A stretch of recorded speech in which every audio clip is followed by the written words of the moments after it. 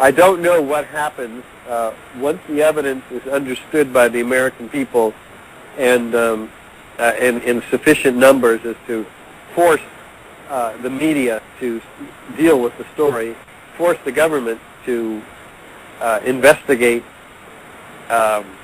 Ultimately, I think I might agree with you, themselves, then we don't know what will happen after that. There's enough evidence here to put a lot of people away for mass murder and treason. But they need to be, because that's what they did to Hussein. They said because of his mass murder he needed to go. And in truth, our government is just as bad as Hussein, maybe not the way he did things, but the way they have done things.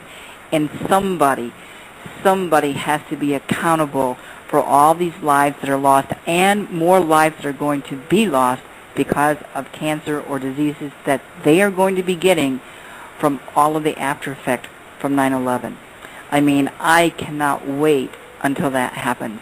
Now, we're just about out of time because I don't want to overdo my time with you. Can you give out the websites one more time where they can get the information and purchase the tickets? Yes, the website is 911expertspeakout.org, and that is the site where you can watch the trailer to the new documentary, and you can learn more about it. You can also follow the virtual action kit where people can actually do something right from home on the internet. There's a lot of really important things that can be done in the way of spreading this message. So please go to the virtual action kit at 911expertspeakout.org. You can also get tickets there.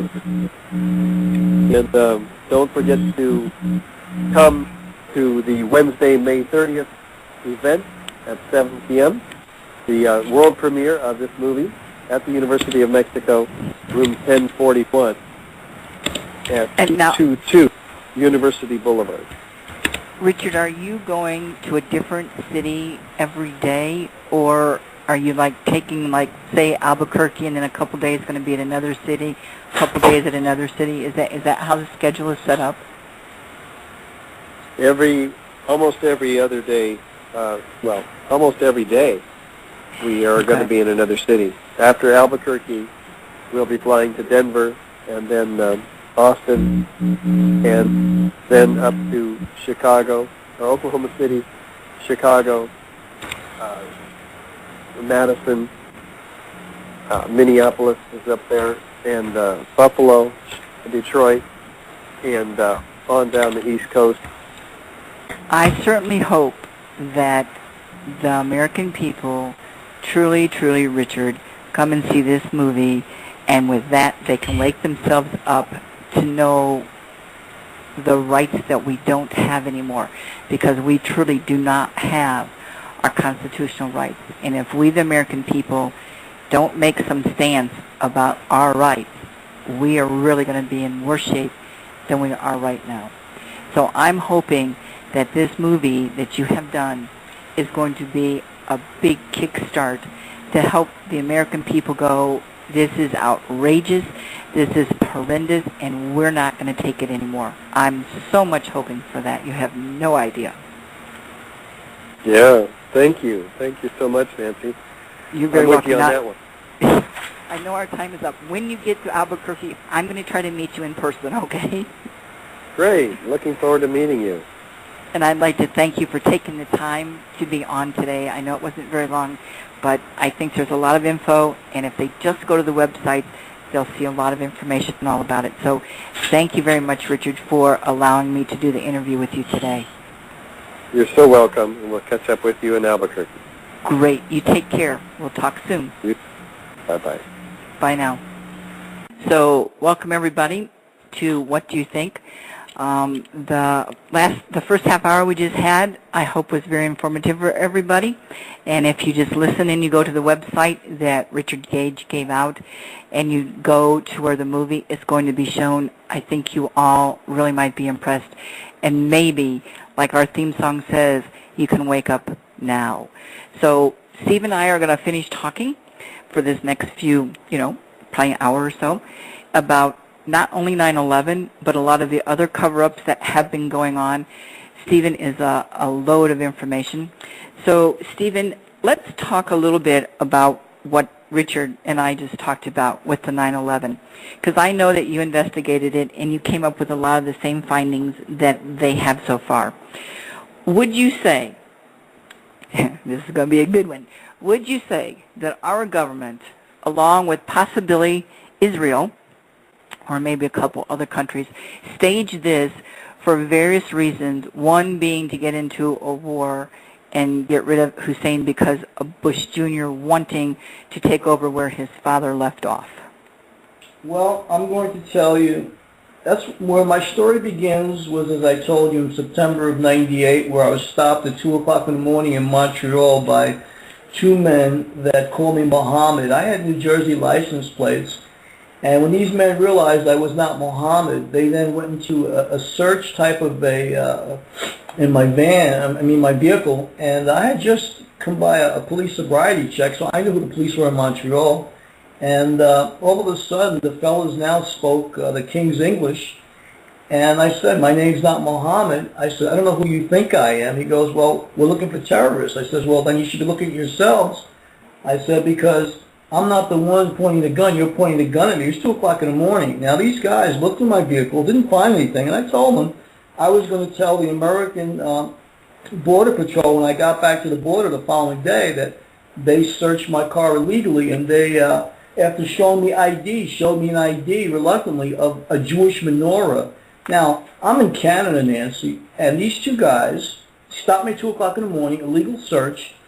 I forced the guy to show me ID, and it happens he's got a Jewish menorah. So what is the odds that the Jewish Secret Service are working covertly at 2 o'clock in the morning, stopping an American with New Jersey license plates on a Montreal city street?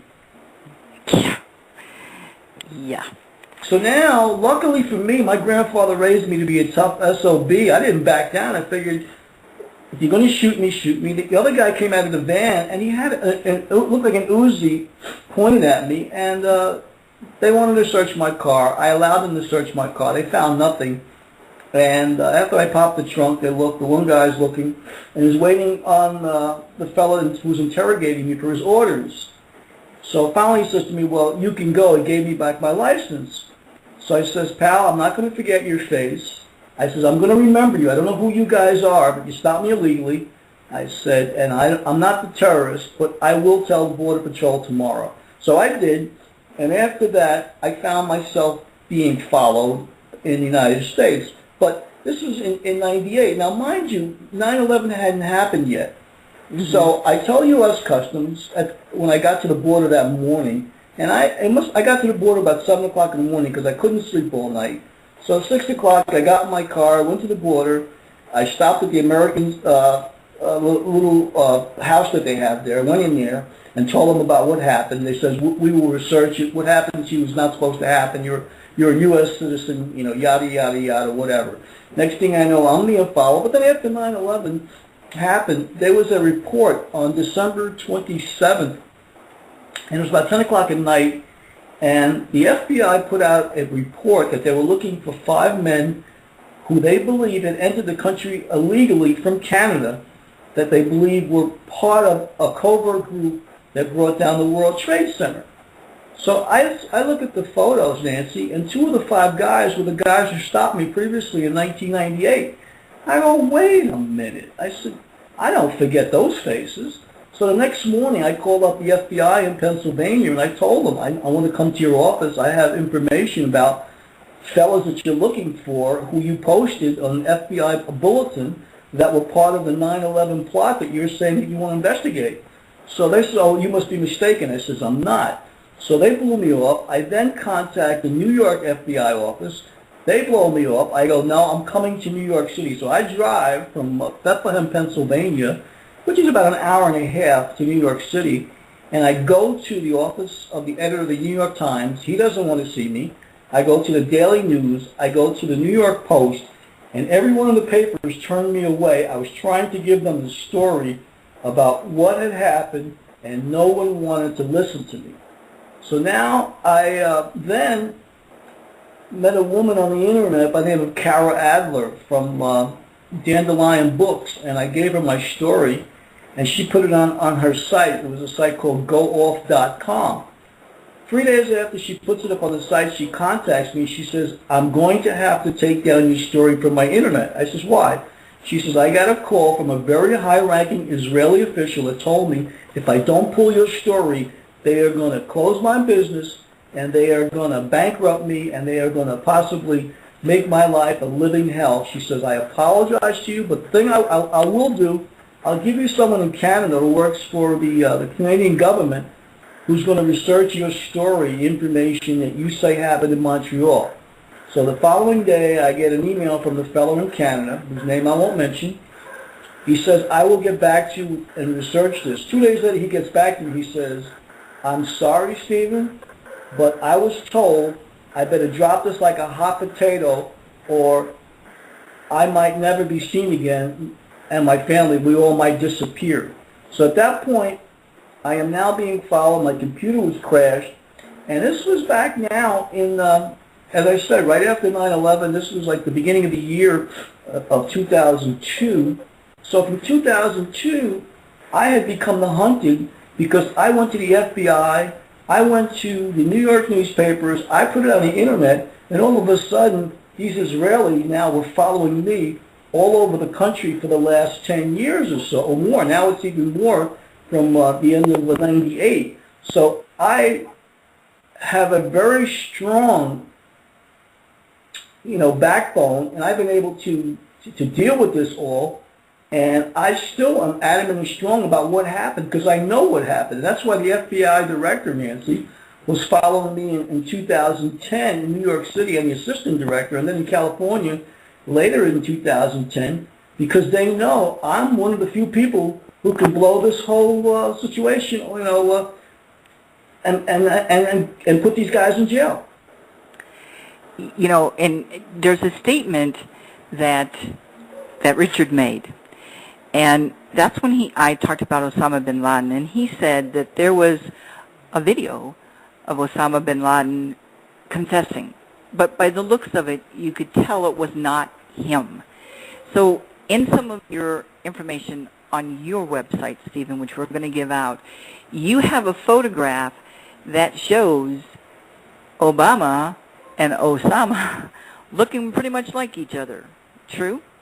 There's no doubt about it. Barack Obama posed with Osama bin Laden in many, many photos, and the one with his hand raised shows indisputably that they both have similar palm prints, and the odds of two men having the same palm prints are 64 billion to 1, which means it has to be Barack Hussein Obama II.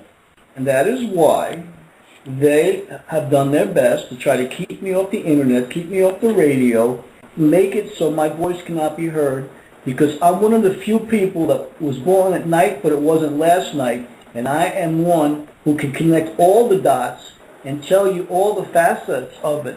Let me begin, which I didn't say much tonight with Richard. I didn't say anything, for matter of fact, but there's many things that he might not be aware of, but I will share with you tonight. Building number 7, yes, collapsed without being struck by an airplane. We know that. But maybe what we don't know, or you don't know, listeners don't know, is that Larry Silverstein, who owns the building, this is reported, and he was on TV, and you can find this on YouTube right now if you look.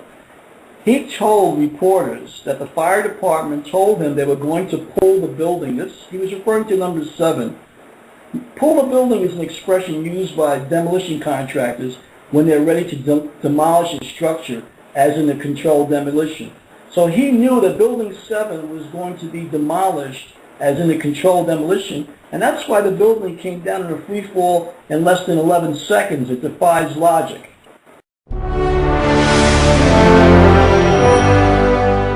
Hussein. They said because of his mass murder he needed to go, and in truth, our government is just as bad as Hussein, maybe not the way he did things, but the way they have done things.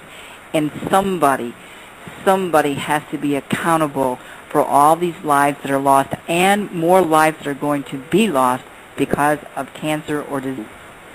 Investigate ultimately, I think I might agree with you, themselves, then we don't know what will happen after that. There's enough evidence here to put a lot of people away for mass murder and treason. But they need to be, because that's what they did to... The site is 911expertsspeakout.org, and that is the site where you can watch the trailer to the new documentary, and you can learn more about it. You can also follow the virtual action kit where diseases that they are going to be getting from all of the after effect from 9/11. I mean, I cannot wait until that happens. Now, we're just about out of time because I don't want to overdo my time with you. Can you give out the websites one more time where they can get the information and purchase the tickets? Yes, the web.